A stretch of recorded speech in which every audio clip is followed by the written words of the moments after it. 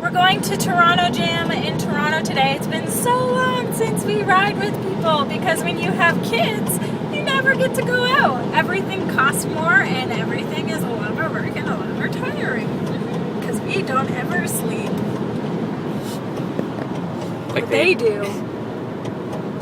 We've been in the car for about 5 seconds. So I know that I said that we're going to be talking about different flatland surfaces today, but if you haven't heard, we're doing a contest at Magnolia BMX called Flatland Forward, and it's a progression contest for girl riders. And if you haven't signed up yet, I really hope that you're going to. There's some really fat flatland prizes that you could win, and I am super stoked for the entries we have already. A bunch of girls have signed up, and if you haven't yet, I really hope that you're thinking about your tricks that you're going to put out there. My number one goal is to make sure that you girls don't feel intimidated about entering this contest. This contest isn't about pushing against each other in our riding.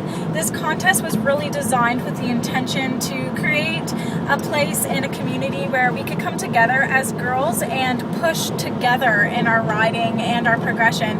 And that's what this is about, just girls all over the world coming together and saying we're going to learn some tricks and push our own personal riding. We're not pushing against each other, we're pushing with each other to just progress the female scene as a whole. Your skill level doesn't matter to enter this contest. We already have some girls signed up who have no experience in flatland whatsoever yet, which is amazing. They've already committed to learning some tricks, which is so awesome. And I hope that no matter your skill level, whether you're brand new to flatland, beginner, intermediate, or expert, that you are going to get involved and just say, hey, I'm going to learn a trick. And really, you have nothing to lose because you could enter, learn something, and win something for learning that trick. And even if you don't end up winning something, I mean, if you learn something, boom, you've won anyways. And entries in free is free, totally free.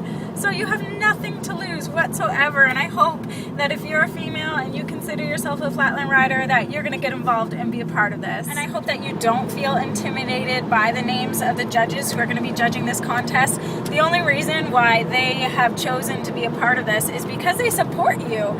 They support the female flatland scene and they support you riding and learning tricks. Last year with Magnolia BMX, our project was just to encourage girls to start riding flatland, and a lot of girls have started riding in the past year, and a lot of you girls that have started riding in the past year have already signed up for this competition, which is great.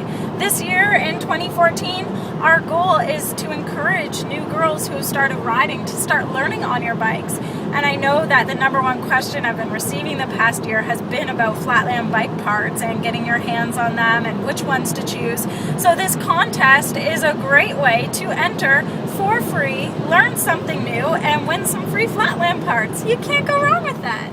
Even if you ladies don't think that you're going to be able to learn much this year, or you know you have a busy year ahead of you, you know, that's okay. Life is what it is, but I still want to encourage you to enter because it would sort of be a shame if you didn't enter and then you do end up learning something this year and you could have won something for it.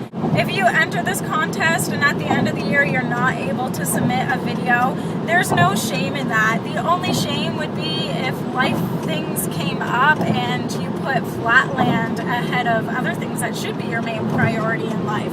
So, I mean, flatland is for fun. It's something we do because we love to do it. And flatland is also really hard.